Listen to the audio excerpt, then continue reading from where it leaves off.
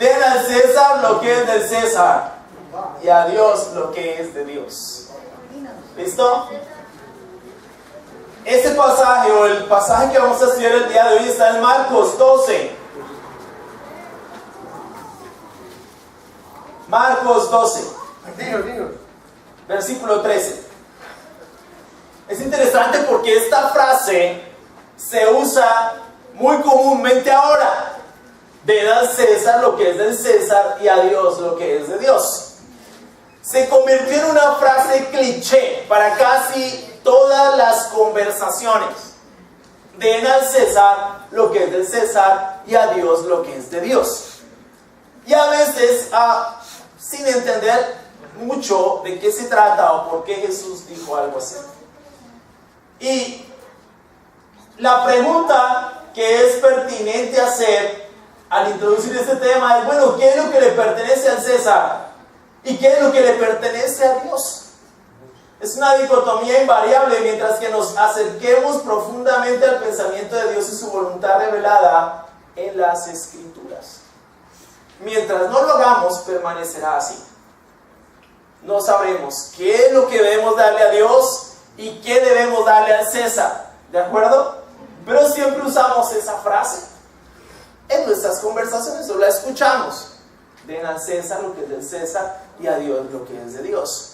Pero ¿qué se trata o de qué se trata? Eso es el tema del que vamos a hablar el día de hoy. De hecho, el tema del pasaje que vamos a leer básicamente es ese. La frase que domina el pasaje es ese. Denle al César lo que es del César y a Dios lo que es de Dios. Vamos a leer en el versículo 13 de Marcos 12. Luego enviaron a Jesús algunos de los fariseos y los herodianos para tenderle una trampa con sus mismas palabras. Interesante.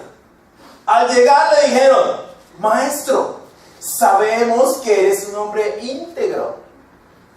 No te dejas influir por nadie porque no te fijas en las apariencias, sino que de verdad enseñas el camino de Dios. ¿Está permitido pagar impuestos al César o no?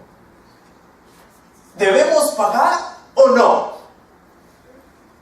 Pero Jesús, sabiendo que fingían, les replicó: ¿por qué me tienden trampas? Tráiganme una moneda romana para verla, o un denario. Le llevaron la moneda y él les preguntó: ¿de quién son esta imagen y esta inscripción? Del César, contestaron. Denle pues al César lo que es del César y a Dios lo que es de Dios. Y se quedaron admirados de él. ¡Qué pasaje! Hubiera pagado yo por estar ahí, verle la cara a estos tipos. ¿Te imaginas estar allá y ver cómo palidecieron ante la respuesta? No la esperaban. No la esperaban. Ellos hicieron todo un plan para atrapar a Jesús en algo. Una excusa. Me llamaba la atención eso porque al día de hoy, estaba en la última clase que tuvimos de apologética ayer con el diplomado. Ya se gradúan este mes de abril. Amén. Amén.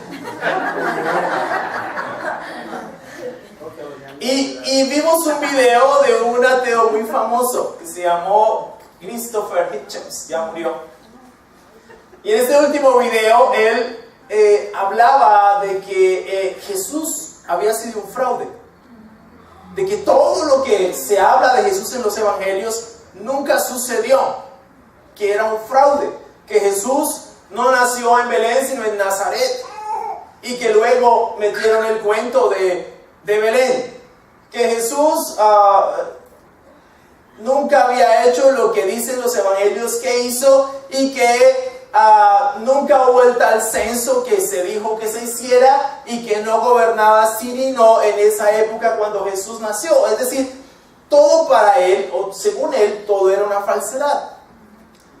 Y me llamó mucho la atención, ¿por qué? Porque ante cosas como estas, al día de hoy es más fácil negar que Jesús existió.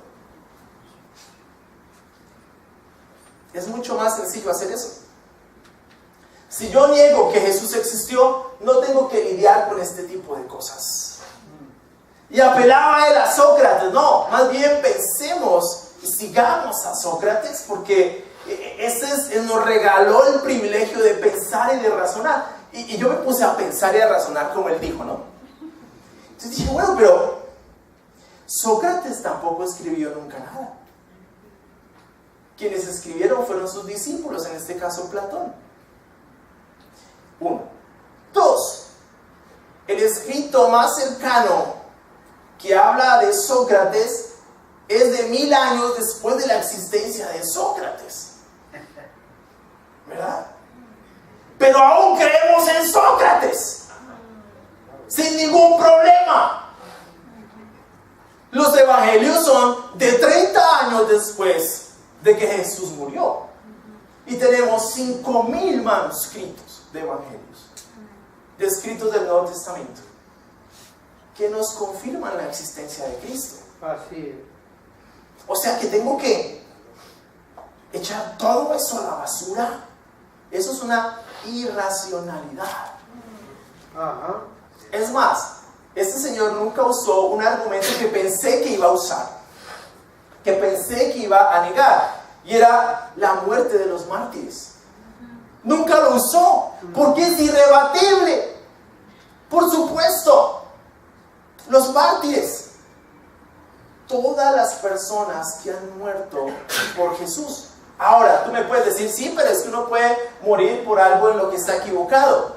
Por supuesto que sí, tienes toda la razón. Uno puede morir por algo en lo que está sinceramente equivocado. Mucha gente murió creyendo que la tierra era plana, ¿verdad? Murieron por eso. Estaban sinceramente equivocados, pero estaban equivocados. Eran sinceros, pero estaban equivocados. Pero una cosa es morir por algo en lo que uno está sinceramente equivocado, y morir por algo de lo que uno sabe es un fraude. Eso ya no es sincera equivocación, eso es sincera estupidez.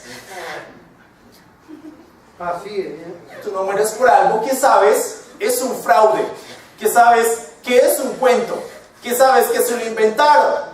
Es decir, los apóstoles no se sometieron al tipo de vejámenes que se sometieron porque pensaban que era un cuento el cristianismo.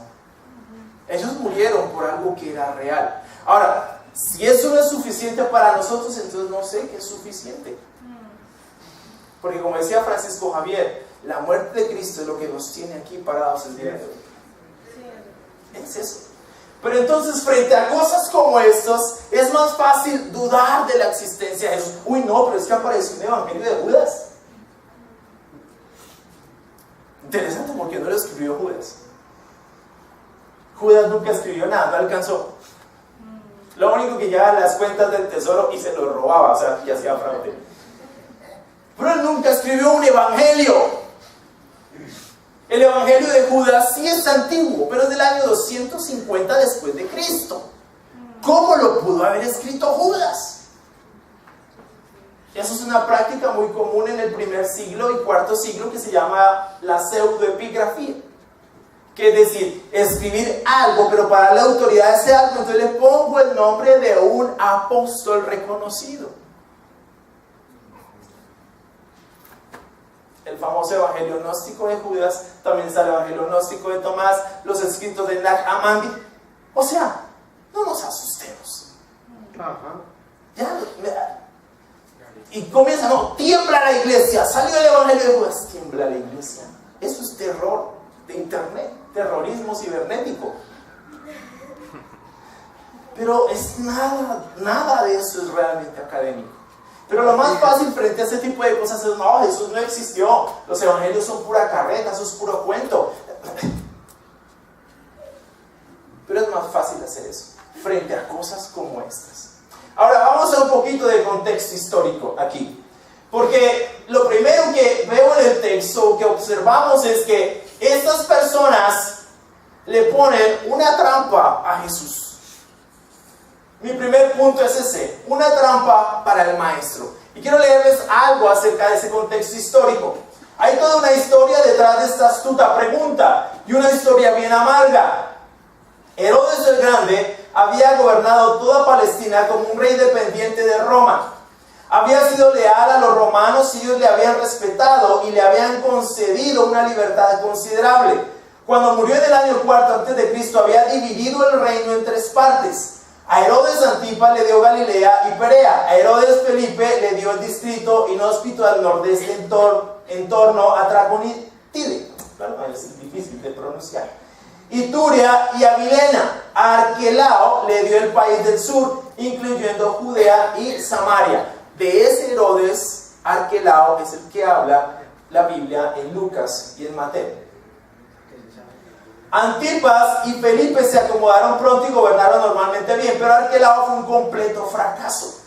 El resultado fue que en el año 6 después de Cristo los romanos tuvieron que hacerse cargo directamente del gobierno. La situación era tan insatisfactoria que la parte sur de Palestina ya no se pudo dejar como un reino tributario semi-independiente. Tuvo que pasar a ser una provincia gobernada por un procurador romano. Las provincias romanas se dividían en 2 clases: las que eran pacíficas y no necesitaban tropas las gobernaba el Senado por medio de procónsules, pero las que eran conflictivas y requerían tropas las gobernaba directamente el emperador mediante procuradores. El sur de Palestina pertenecía naturalmente a la segunda categoría y el tributo se le pagaba al emperador. O sea que el contexto de este pasaje está allí. Esas provincias eran conflictivas.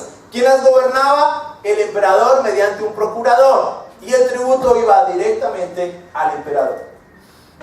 El primer acto del gobernador sirenio fue hacer un censo del país, lo que decía ese señor que no era verdad, a fin de preparar debidamente el cobro de los impuestos y la administración general. La sección más tranquila de la población lo aceptó como una necesidad inevitable, pero un cierto Judas, el gaulonita, en esa época era muy común llamarse Judas, hoy no, levantó oposición violenta, rugió que el tributo no era en nada mejor que la esclavitud, convocó al pueblo a rebelarse y dijo que Dios los ayudaría solamente si empleaban toda la violencia que fueran capaces. Tomó como lema que para los judíos Dios era el único rey. Los romanos acabaron con Judas con su acostumbrada eficacia, pero su grito de guerra no se silenció nunca del todo. No pagar el tributo a los romanos, y se convirtió en el de los patriotas judíos más fanáticos. Interesante. ¿Por qué? Porque no querían pagar eso. Los tributos que se imponían corrientemente eran de 3 clases. El impuesto sobre el terreno, que consistía en 1/10 parte de todo el grano y 1/5 del vino y de la fruta. Eso se pagaba parcialmente en especie y parcialmente en dinero. El segundo, el impuesto sobre la renta, que se elevaba al 1% de los ingresos de la persona. Y el tercero, el impuesto personal o de captación, que se cobraba a todos los varones de 14 a 65 años, o sea que ya trabajaban los angelitos, y todas las mujeres de 12 a 65, las mujeres siempre más responsables.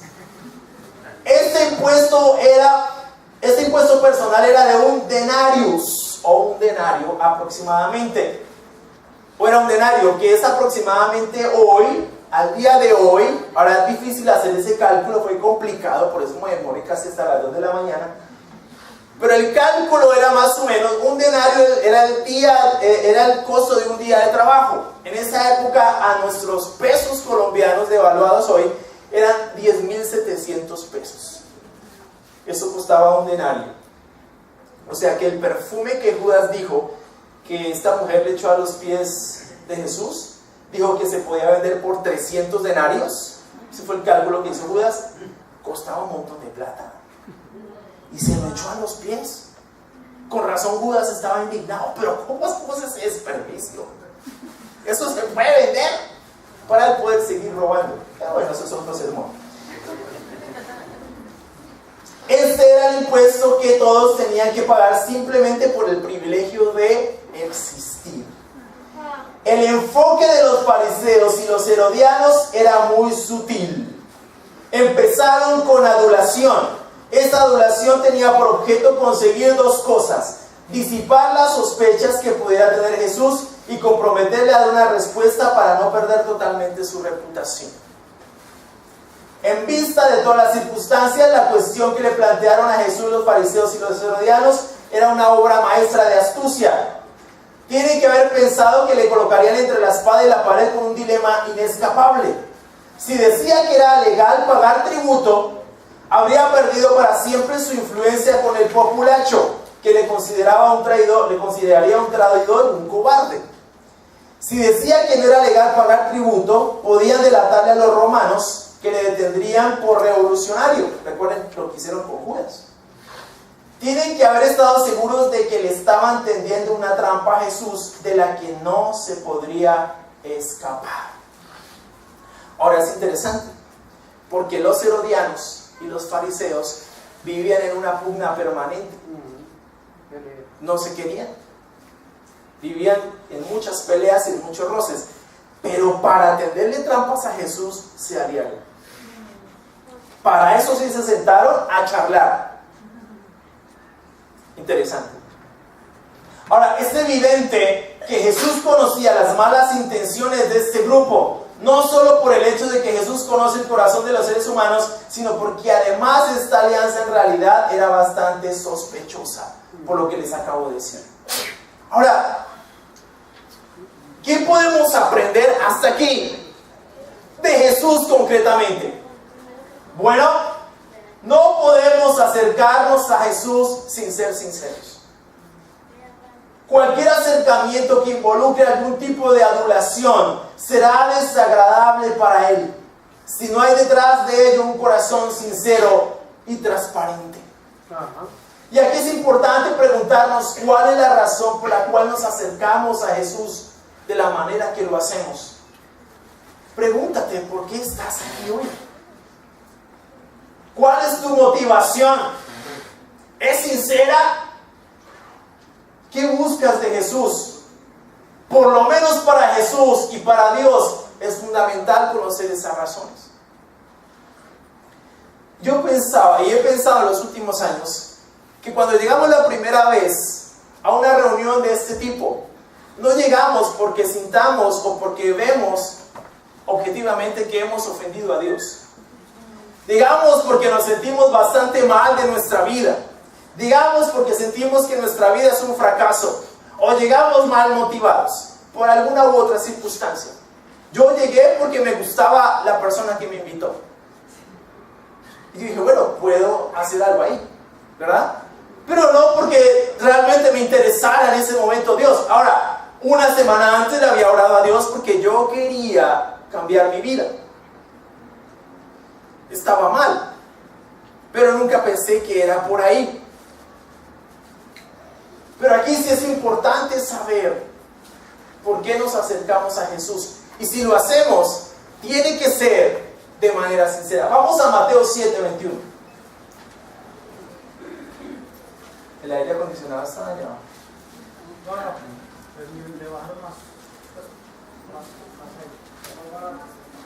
Mateo 7:21.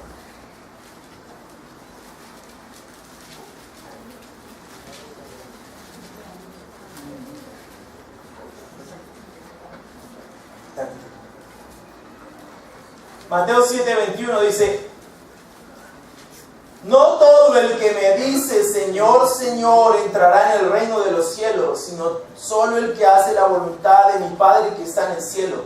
Muchos me dirán en aquel día: Señor, Señor, ¿no profetizamos en tu nombre y en tu nombre expulsamos demonios, hicimos muchos milagros? Entonces les diré claramente: jamás los conocí, aléjense de mí, hacedores de maldad.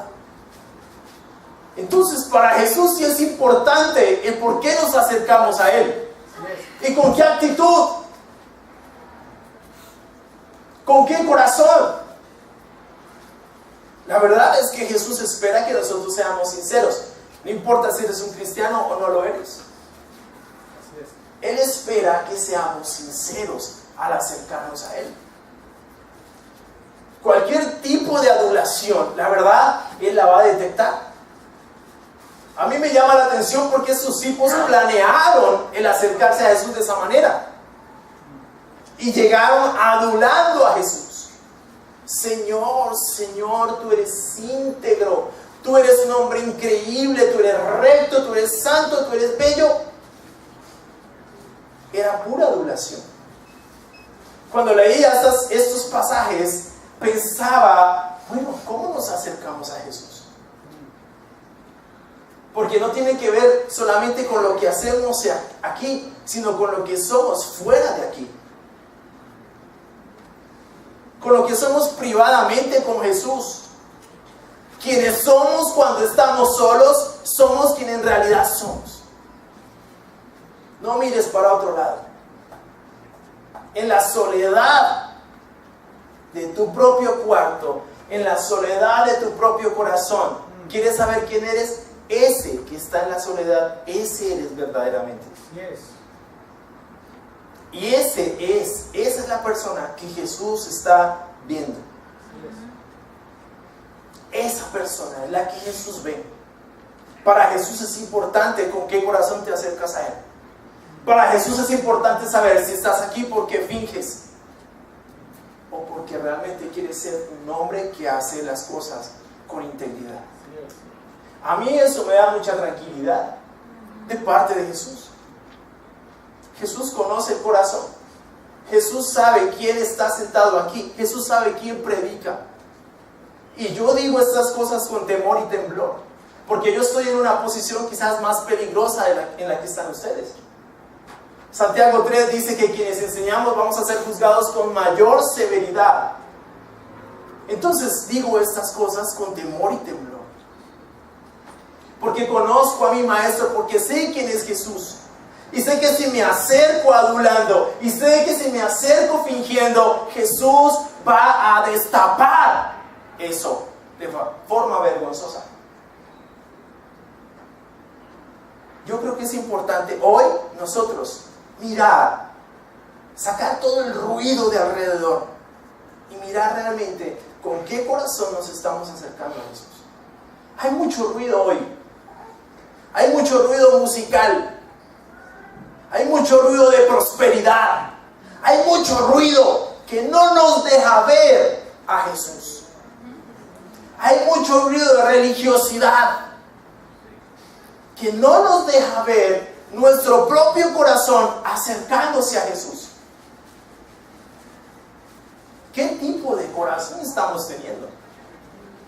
Hablaba con los nuevos valientes. Hoy es más fácil apostarle a la organización que a las relaciones. Es más importante apostarle a eso. ¿Sabe por qué este salón no está lleno hasta el fondo? Porque aquí no estamos apostándole a organización, estamos apostándole a relaciones. A amar a Dios con todo nuestro corazón y amar a nuestro prójimo como a sí mismos. Y amar al prójimo es bastante difícil. Eso no es fácil. Cuando tú sabes que un hermano tiene algo contra ti, es muy difícil. Porque la Biblia dice que si tú sabes que un hermano tiene algo contra ti, deja tu ofrenda y ve y arréglate con tu hermano. ¿Cierto? En pocas palabras, deja la organización a un lado y ve a hacer lo más importante. Pero no, amigo, yo traje mi ofrenda y por dentro estás hecho añicos con tu hermano. ¿Y sabes qué? ¿Ve Dios en eso? Hipocresía. ¿De qué sirve? ¿Para qué la organización? ¿Para qué apostarle a la organización? Pero hoy se ve mucho eso. Las mega iglesias, se ve mucho una cantidad de cosas que no tienen nada que ver con la Biblia. Es más, yo creo que el cristianismo, lo que llamamos cristianismo hoy, no armoniza de ninguna forma con lo que vemos en el Nuevo Testamento. Hay mucho ruido, pero poca profundidad. Es un mar inmenso de cristianos con 1 centímetro de profundidad. Eso no es cristianismo. Lo que hicieron estos hermanos solteros, obviamente fueron los hombres los que lo hicieron, pero llegar a ver a su hermano mal, ahí tirado en una cama, sucio, porque nadie lo había ayudado. Ellos llegaron, vieron a su hermano, lo bañaron, lo arreglaron, lo tuvieron ahí. ¿Sabes cómo se llama eso? Cristianismo. Amén. De eso no hay casi hoy. Sí es. Y eso es lo que realmente tenemos que vivir. Pero eso se logra si nos acercamos realmente a Jesús. Si vivimos un cristianismo sincero, íntegro, si somos reales con nuestras propias necesidades, con nuestras propias carencias, con nuestras propias limitaciones. Si somos reales con eso. Y eso es lo que tratamos de hacer. Cuando estos hombres se suben acá y abren sus corazones, son gente que vive su cristianismo de forma real. Y los conozco hace muchos años. Son vidas reales. Tenemos conflictos en nuestros matrimonios, por supuesto.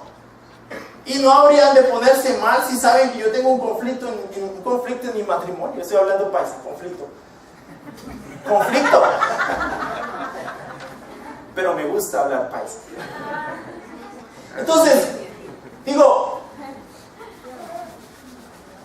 ¿tenemos conflictos? Por supuesto, porque eso es normal. Un matrimonio que no tiene conflictos es porque no está casado.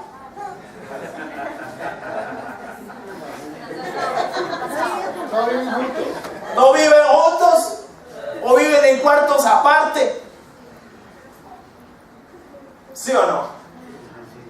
Porque las relaciones son difíciles. En la iglesia van a pecar contra ti y tú vas a pecar contra alguien.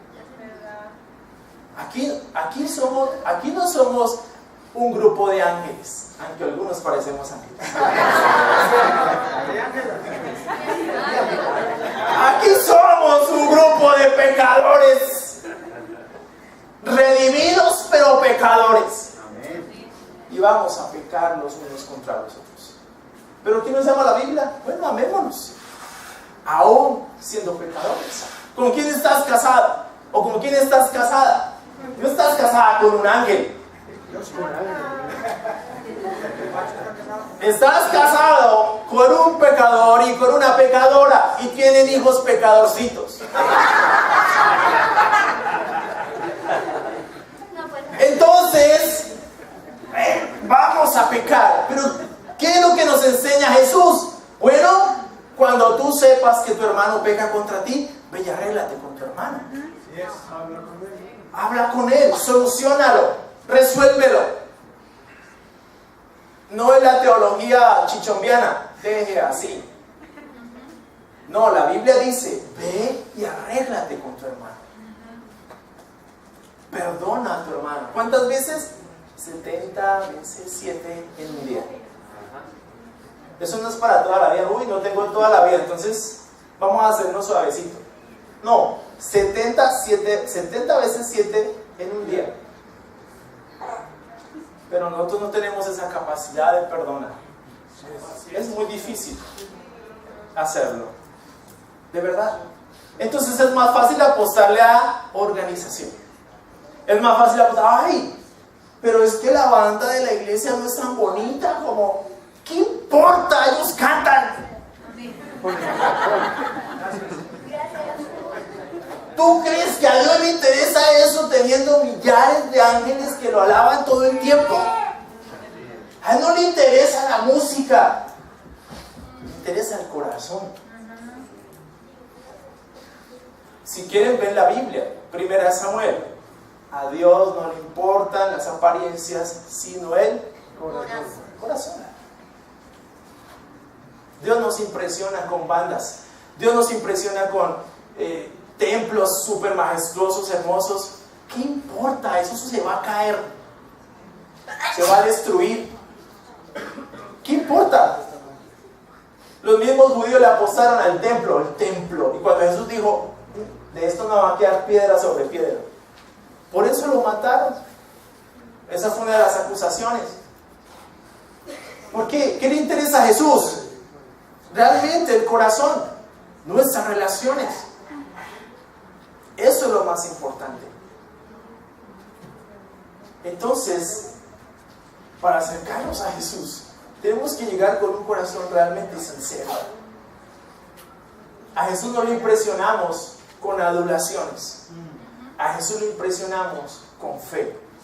con verdadera fe, con rectitud, con integridad. Lo segundo, la respuesta del maestro. Vamos a ir a Marcos, donde estábamos, Marcos 12.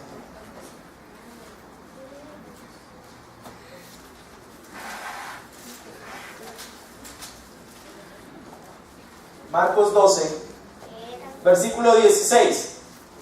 Le llevaron, del versículo 16, le llevaron la moneda y él les preguntó: ¿de quién son esta imagen y esta inscripción? Del César, contestaron. Denle pues al César lo que es del César y a Dios lo que es de Dios. Y quedaron admirados de él.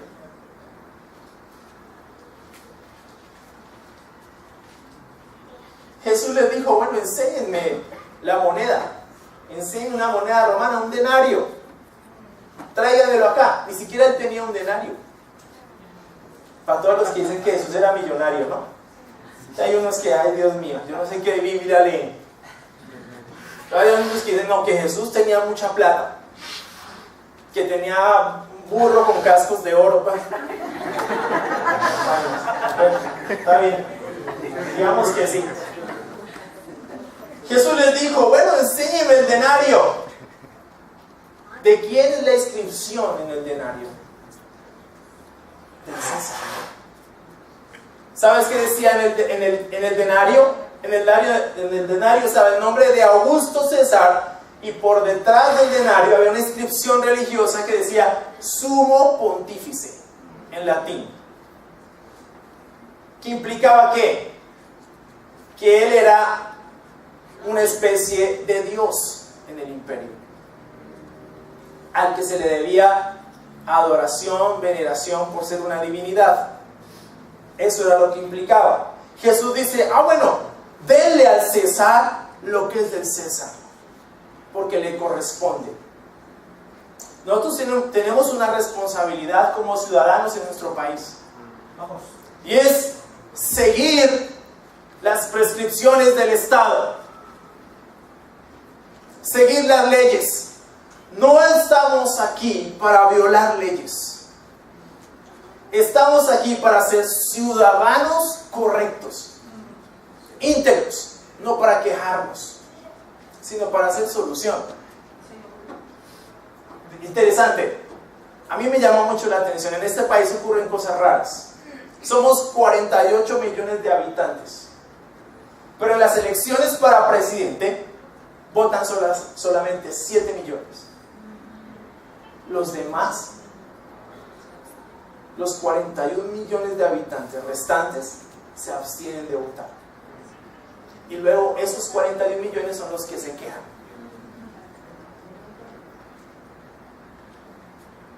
Si tú no votas, no te quejes. ¿Por qué? Porque nuestro principal, papel político en nuestra nación es acceder a ese derecho al voto.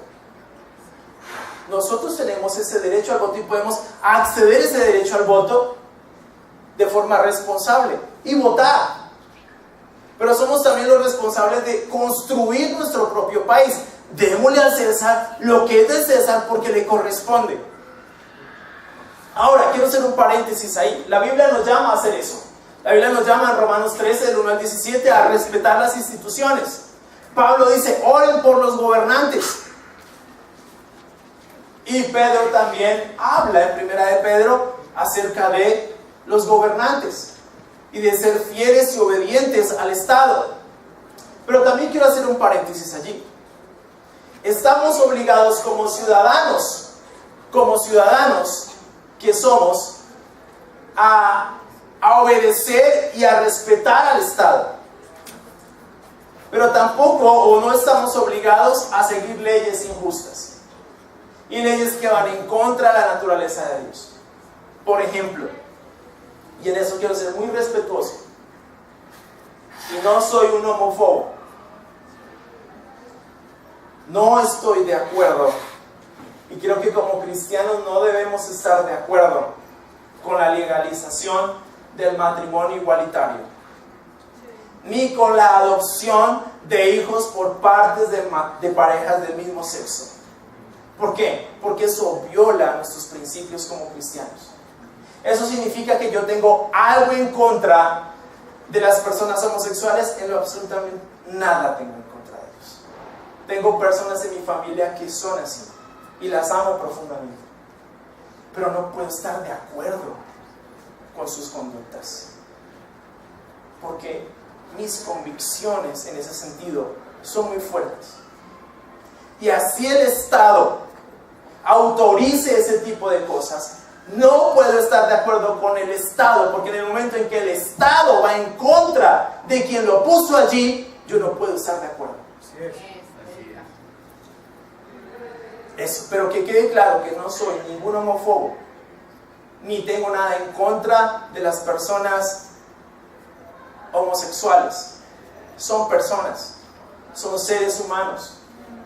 Aprecio profundamente a estas personas y no tengo problema con involucrarme en un diálogo con ellos, respetuoso, la respeto, pero no pueden obligarme a estar de acuerdo con sus conductas.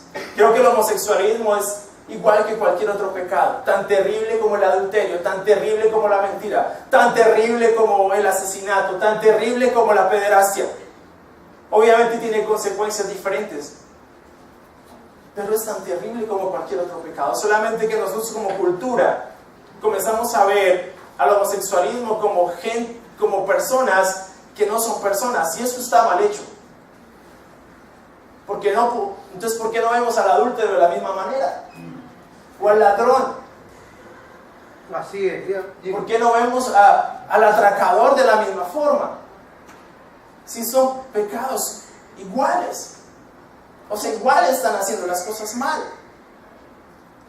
Yo no puedo discriminar en ese sentido. No. El homosexualismo, la práctica homosexual es como cualquier otro pecado en la Biblia. Está mal delante de Dios. Lo que sí estoy seguro es que no estoy de acuerdo con ese tipo de cosas.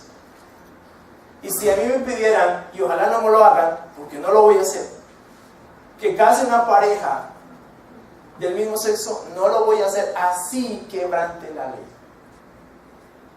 Entonces, en otras palabras, prefiero estar en la cárcel a ir en contra de la voluntad de Dios. En ese caso, concretamente ahora. Sé que no va a pasar, pero lo digo por si las moscas, para que ustedes también lo tengan claro, cuál es nuestra posición frente a eso. Pero también sepan que nosotros no estamos pensando en discriminar a ninguna de estas personas. De hecho, las puertas de la iglesia están abiertas para ellos, como siempre ha sido. Y queremos ayudarlos y queremos brindarle todo el apoyo y toda la ayuda que necesiten. Pero no nos pueden obligar a estar de acuerdo con ese tipo de prácticas. Entonces, en ese sentido, ¿qué leyes debemos obedecer? Todas aquellas leyes que no vayan en contra de nuestras convicciones. Porque una ley injusta, como dijo Agustín, nunca es una ley injusta. Y las leyes injustas no podemos tolerarlas ni seguirlas. Ahora, démosle a Dios lo que es de Dios. Al César lo que es del César. Al Estado lo que es del Estado. Aún leamos la Constitución. Ese es el otro problema, que aquí ignoramos cómo está conformado nuestro país. No tenemos ni la menor idea. Entonces, ¿cómo vamos nosotros a saber qué es lo correcto y qué no? Ni siquiera leemos a veces un periódico. En el WhatsApp no sale eso. Hay que leer otras cosas. La Constitución, el periódico, noticias. Hay que hacerlo si queremos realmente estar enterados de qué son las cosas de las que necesitamos cuidarnos y qué posición vamos a tener frente a eso. Pero también, amigos y hermanos, démosle a Dios lo que le corresponde. Porque Dios espera de nosotros fidelidad, obediencia, santidad. ¿Sabes cuál es la imagen en nosotros? Porque la imagen en la moneda era la de César. La imagen en nosotros es la de Dios. Nosotros fuimos creados a imagen y semejanza de Dios. Entonces estamos llamados a cuidar esa imagen, a construir y a hacer vidas que le agraden a Él. No vidas religiosas, vidas que le agraden a Él. Estamos llamados a darle a Él lo que le pertenece. Los fariseos, los saduceos, los maestros de la ley fallaron en eso. En Marcos 7 y en Mateo 15 Jesús dice: ustedes rechazaron los mandamientos de Dios por seguir sus propias tradiciones. En Mateo 23 es todo un tratado, todo un sermón acerca de cómo los dirigentes fariseos y los fariseos en general se alejaron de Dios, dejaron de ser leales a Dios para seguir sus propias tradiciones. En Mateo 23 Jesús los llama sepulcros blanqueados. Construyeron un sistema religioso frío y sistemático y cumplían rigurosamente todas las prescripciones religiosas, pero su corazón se había alejado de Dios. Ahora eso nos puede pasar a nosotros. Nosotros no estamos ajenos a eso, ni estamos exentos de eso. Podemos alejar nuestro corazón de Dios en el momento en que nos volvemos religiosos, porque el ser religioso y estar bien con Dios no son las mismas cosas. Son dos cosas muy diferentes. Entonces necesitamos ser gente íntegra, que busca a Jesús con el corazón y que le da a Dios lo que le pertenece. Nuestra lealtad, nuestra fidelidad a Él y a su palabra, nuestro amor, una entrega total. Lo que yo decía el viernes, hermanos, no puede haber nada más importante que Dios en nuestra vida. Si hay otra devoción diferente a Dios en el centro, ya nuestra lealtad se negoció, se desplazó hacia otro lugar. Lo más importante es Dios en nuestra vida. Yo he vivido mi vida así por los últimos 20 años. No ha habido nada más importante en mi vida que Dios, y por Dios lo he dejado todo y estoy dispuesto a seguirlo dejando todo. Amén.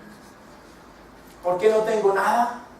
Porque yo sé que en cualquier momento salgo para otra parte. Entonces lo único que tengo son maletas y lo que quepa en ellas. Porque si un día me dicen, estamos que vaya, vamos, sin ningún problema. Yo escogí ser un misionero junto con mi familia. Cuando mi esposa se casó con un misionero. Entonces asumió ese costo, ok, me caso con un misionero. Y ella ha estado fiel a todas mis locuras. ¿Qué vamos a tratar? Vamos. ¿Qué vamos a tratar? Vamos. Mis hijos igual. No tengo nada, pero tengo todo. ¿Quién es más importante? Dios. En mi vida es Dios. Y nada ni nadie me va a mover de ahí. Porque en los últimos 20 años nada ni nadie me ha movido de ahí. Y eso es lo que quiero seguir haciendo con mi vida hasta el último día de mi existencia. Entonces, démosle al César lo que es del César y a Dios lo que es de Dios. Muchas gracias.